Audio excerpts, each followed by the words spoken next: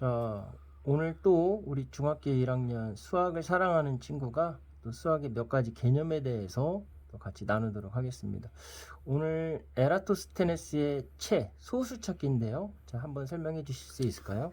에라토스테네스의 체 같은 경우는 일단 이름을 들어보면은 에라토스테네스가 뭐지라고 할 수 있는 친구들이 있을 수 있는데, 여기서 나와있지만 그냥 에라토스테네스는 간단하게 생각해서 그냥 고대 그리스 시절의 수학자다라고 이해를 사람 하면 되고, 이름이군요.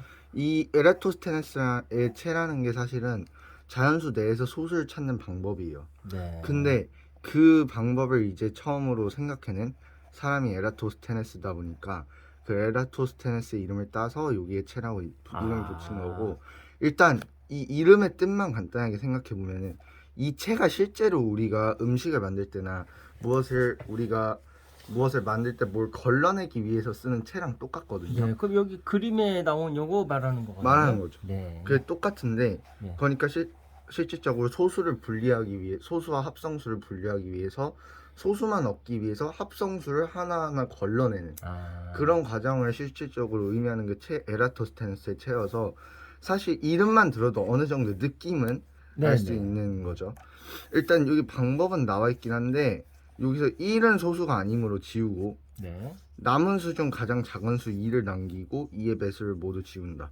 이 과정이 근데 계속 그 후로는 반복이에요. 2를 지우고 나머지 2를 남기고 나머지 2의 배수를 다 지우고, 네. 그리고 남는 수 중에서 가장 작은 수인 3을 남기고 3의 배수들을 다 지우고, 네. 그랬을 때 또 남은 수 중에서 가장 작은 수인 5를 남기고 5의 배수를 다 지우고. 이게 무엇을 의미하냐면, 2를 남기고 2의 배수를 다 지운다는 뜻은 2는 소수잖아요, 여기서. 네. 근데 2의 배수는 그러면 2 곱하기 네모가 되므로 어떻게 되든 합성수가 되거든요. 그렇죠. 왜냐면 자기 자신의 약수를 가지고 1도 약수를 가지는데 2까지 추가적으로 약수를 가지기 때문에. 그렇죠. 2, 4, 네, 6, 8 이렇게 배수가 계속되니까. 그쵸. 그리고 2 자체가 2를 제외하고는 합성수기 그렇기 때문에. 때문에 다 지워야 되죠. 네네. 그러면 이 다음에 이제 그러면 3이 남게 되는데, 3은 자신보다 어차피 이건 당연한 성질인데 모든 수들은 자신들보다 작은 수를 약수로 가질 수밖에 없잖아요. 그렇죠. 근데 이미 1과 2를 통해서 3은 2를 약수로 가지지 않는다는 것을 알았기 그렇죠. 때문에 3은 소수라는 거죠. 그렇죠. 1과 3이기 네. 때문에. 그 중에서 그럼 가장 작은 수인 3은 일단 2도 약수를 가지지 않기 때문에 네. 얘 자체는 소수이기 때문에 남겨놓고, 나머지 것들 이제 또 3의 또 배수인 3의 것들을 다 배수. 지운 거죠. 왜냐면 3은 1과 3 두 가지 약수를 가져서 소수가 되는데, 배수는 당연히 그렇게 하면 3개가 되기 때문에, 네. 3개, 4개가 되기 때문에 3, 6, 9 그 위에 배수들은 또 다 지워서 네. 소수가 될 수 없다라고 표시하는 거죠. 그렇죠. 이렇게 지웠던 거는 뭐 그냥 놔두면 되고, 네네. 새로 지우고 하고, 그리고 남은 5도 결국은 자신보다 작은 수들인 1, 2, 3, 4로밖에 나눠질 수밖에 없는데, 2로도 안 나눠졌고 3으로도 안 나눠졌다는 거는 얘는 소수라는 걸 의미하는 그렇죠. 거예요. 4로도 안 나눠지고 2의 그렇기 때문에 5는 1과 남겨두고 5. 나머지를 다 지워주죠. 10, 15, 뭐 20, 25 그리고 또 이렇게 5의 배수들은 또 다 지우고. 그 방식을 이렇게 반복하는 과정을 반복하는 것을 바로 에라토스테네스의 체라고 하고, 이런 공식을 발견한 사람이 테네스라서 사람 이름을 따서 에라토스테네스의 체라고 이렇게 하는군요. 네. 그게 바로 소수 찾기고. 자, 그럼 여기서 좀 약간 근원적인 질문이 떠올랐습니다. 네. 소수를 찾아야 되는 이유는 뭘까요? 소수를 찾아야 되는 이유라기보다는 우리가 아무래도 정수론이라는 네네.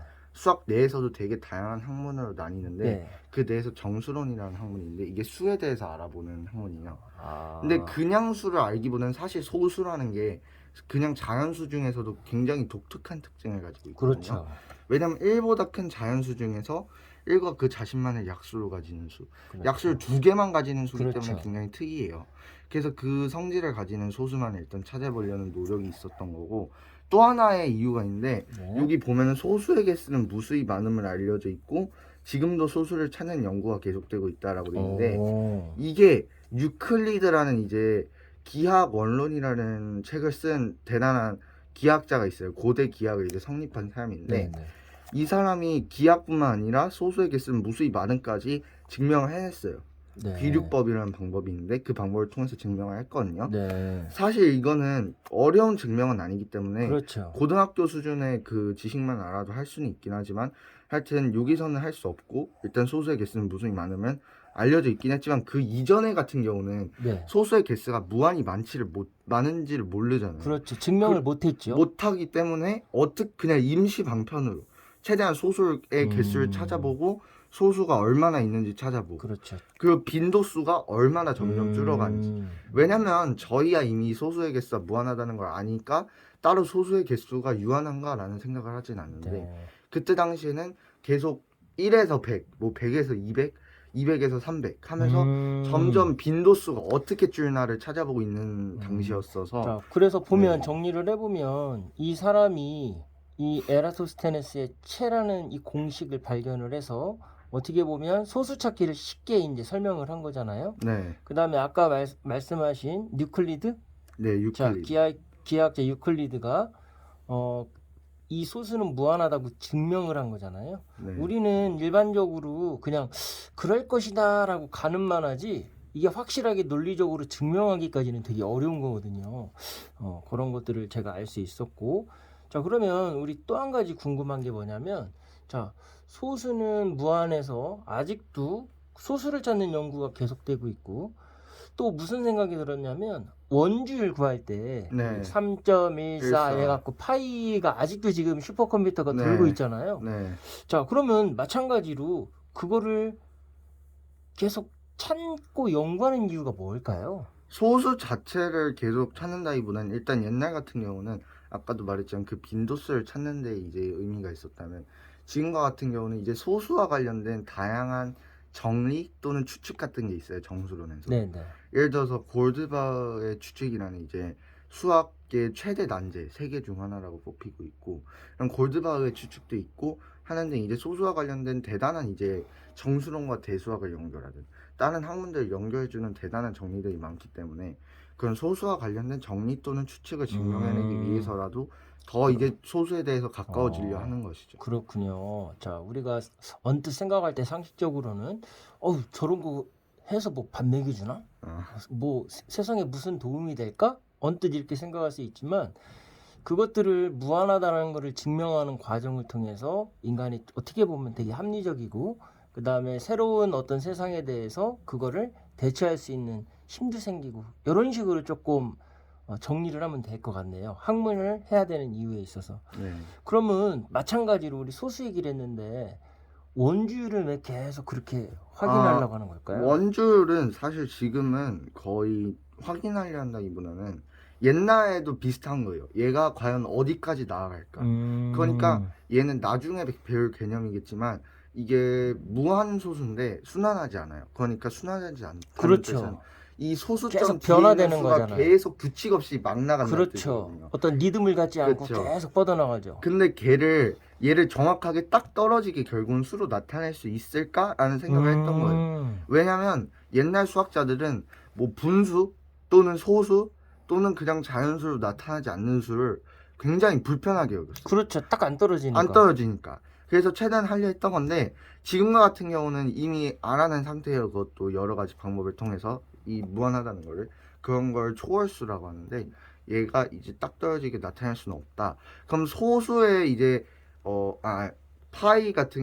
파이를 원주율이라고 하는데 원주율을 파이라고 하는데 원주율의 소수점 매우 긴 뒷군데까지 찾아가는 이유는 주로 요즘 슈퍼컴퓨터의 기능, 성능, 얘가 어느 정도까지 빠르게 계산을 많이 할 수 있냐 그거를 좀 알아가는 방식으로 쓰이고 있다고 알고 있습니다. 와우, 두 가지를 생각할 수 있었네요. 자, 어떻게 보면 되게 무의미하게 무한수를 왜 계산할까라고 생각할 수도 있는데 그 자체로 아까 초월수라고 표현을 해줬는데요.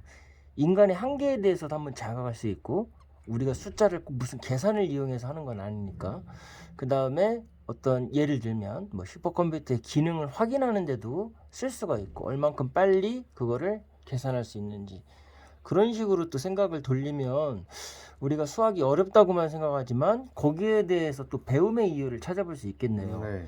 자, 오늘 이제 시간이 우리 10분 다 돼서 이제 마무리를 하는데 제가 느낀 거는 공부라는 게 그냥 이유 없이 할 때는 너무 어려운데 작게나마 자기가 왜 공부해야 되는지 이유를 발견하고 그게 스스로 납득하고 주변 사람들한테 알릴 때 공부가 되게 재미있을 수 있겠다라는 생각을 했습니다. 특히나 수학은 너무 어렵고 고등학교 졸업하면 하나도 안 쓸 건데 왜 배워요라고 말하는 아이들이 참 많아요, 아직도. 근데 우리 중학교 1학년 수학을 좋아하는 친구가 설명을 해주니까 저 또한 이래서 수학이 도움이 되는구나. 그래서 더 관심이 갔던 것 같습니다. 자, 오늘 우리 소수에 대해서 그리고 소수를 배우는 이유에 대해서 간략하게 설명을 해주셨는데요. 조금씩 이렇게 하다 보면 정말 많은 것들이 안에서 나올 것 같습니다. 자, 오늘도 수고하셨습니다. 네, 수고하셨습니다.